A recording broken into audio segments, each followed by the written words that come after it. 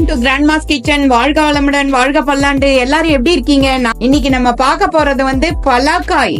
இந்த பலாக்காய் இருக்கு இல்லையா, பழம் இருக்கு இல்லையா, அதோட சின்ன சைஸ் காய், பிஞ்சா இருக்கிற காய். இது வந்து நம்ம ஊர் பக்கம் எல்லா கேரளா சைடு எல்லா இடத்துலயும் நிறைய கிடைக்கும். இது வந்து கேரளா ஸ்டைல்ல வந்து பொரியலும் பண்ணலாம், நம்ம தமிழ்நாட்டுக்கு தகுந்த மாதிரியும் பொரியல் பண்ணலாங்க. இன்னைக்கு வந்து நான் வந்து இதுல வந்து ஒரு பொரியல் பொடி மாசாட்டம் இருக்கிற ஒரு பொரியல் எப்படி செய்யறதுன்னு சொல்லிட்டு காமிக்கிறேன். ஃபர்ஸ்ட் இது எப்படி நறுக்கிறதுன்னு சொல்லிட்டு காமிச்சிக்கிறேன். ரொம்ப ஈஸி, கொஞ்சம் ஹார்டா இருக்கும், ரொம்ப ஈஸி தான்.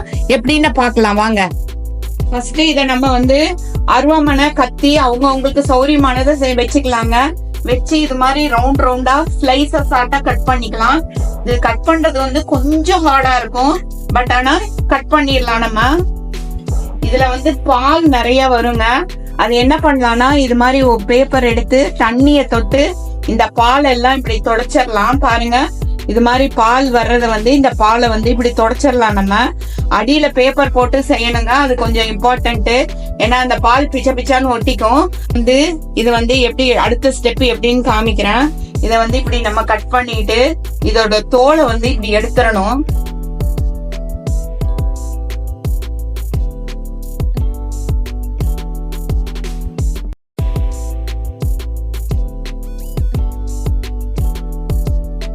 தோல் வந்து இப்படி நல்லா திக்கா எடுத்துடணும்.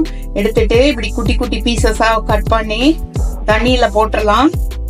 பாருங்க, இது மாதிரி நம்ம கட் பண்ணி எடுத்தாச்சு. பேக் சைடு எல்லாம் தோல் எல்லாம் நல்லா ரிமூவ் பண்ணிட்டோம்.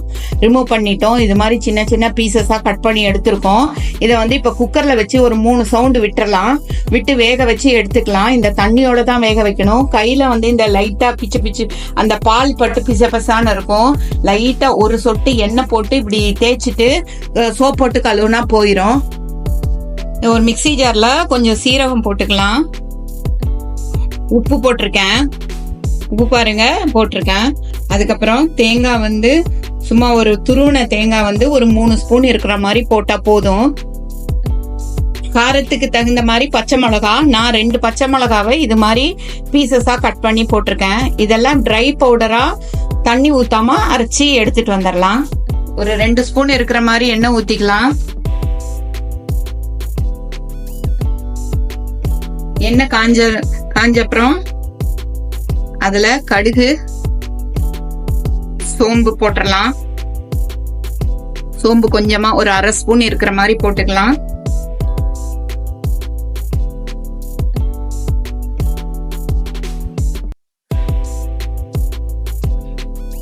கடுகு பொரிஞ்சப்புறம் வெங்காயம் வந்து ஒரு வெங்காயம், மீடியம் சைஸ் வெங்காயம் 1 கட் பண்ணி வச்சிருக்கேன் பொடி பொடியா. அது ஒரு 10 பல்லு பூண்டு, இது 2 வச்சிருக்கேன். இது 2ஐயும் ஃப்ரை பண்ணிக்கலாம். கொஞ்சம் கிளாஸ் ஆட்டம் வெங்காயம், கொஞ்சம் கிளாஸ் ஆட்டம் ஆற மாதிரி ஃப்ரை பண்ணிக்கலாம். அதுல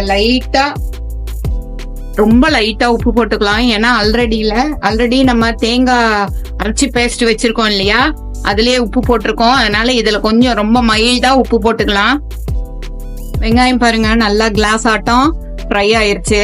இப்ப வந்து நம்ம இது மாதிரி பொடி பண்ணி வச்சிருக்கோம் இல்லையா, பொடி பண்ணி வச்சிருக்கோம் பாத்தீங்களா, இந்த பலாமுசுவ, அந்த பலாக்காய் வந்து பலா பிஞ்சு, பலாக்காய், பலாமுசு, சக்கா, எப்படி வேணா இதுக்கு பேர் சொல்லலாம். அவங்கவுங்க ரீஜனுக்கு தகுந்த மாதிரி அதுக்கு பேர் இருக்கும்.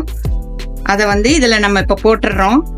போட்டுட்டு நம்ம மிக்சியில பவுடர் பண்ணி வச்சிருந்தோம் இல்லையா, தேங்காய், பச்சை மிளகா, சீரகம், உப்பு போட்ட ஒரு பவுடர், அத வந்து அதையும் இதுல போட்டுடலாம்.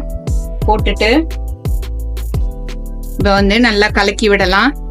கொஞ்சம் அதுல வந்து ஒரு சவுண்ட் வரும், ஈரப்பதம் இருக்கிறது, அது கொஞ்சம் மாறுற வரைக்கும் ஒரு கொஞ்சமா கலக்குனா போதும்.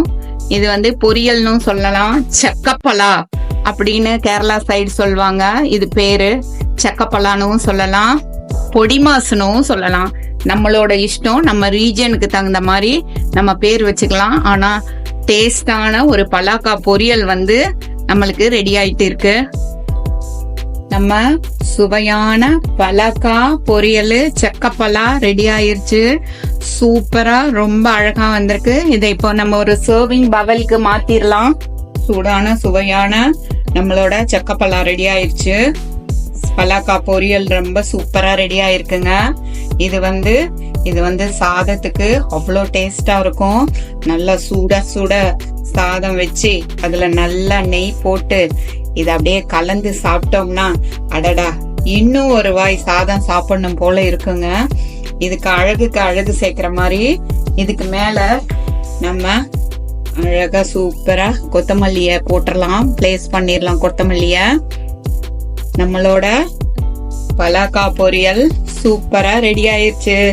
தேங்க்ஸ் ஃபார் வாட்சிங் அவர் கிராண்ட்மாஸ் கிச்சன். வாழ்க வளமுடன், வாழ்க பல்லாண்டு. எல்லாரும் சப்ஸ்கிரைப் பண்ணுங்க. நிறைய பேர் பாக்குறீங்க. சப்ஸ்கிரைப் பட்டனை போட்டுட்டீங்கன்னா நம்மளோட வீடியோஸ் தொடர்ந்து உங்களுக்கு வந்துட்டே இருக்கும். சப்ஸ்கிரைப் பண்ணுங்க, ஷேர் பண்ணுங்க. தேங்க்யூ.